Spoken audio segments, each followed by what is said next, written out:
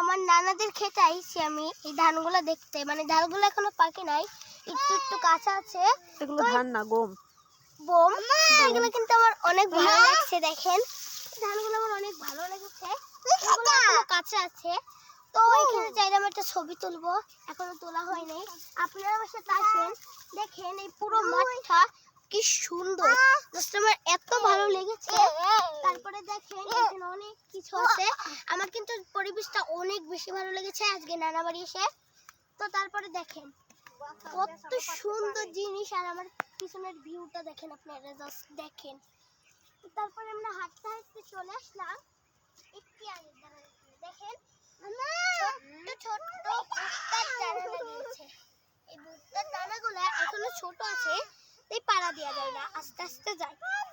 দেখেন ভুট্টাগুলোর দানা কি ছোট, এখনো ছিঁড়ে নাই।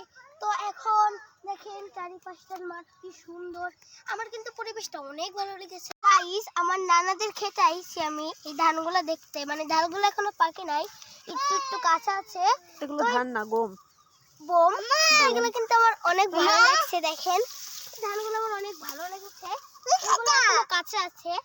তো এখানে চাইলাম একটা ছবি তুলবো, এখনো তোলা হয়নি।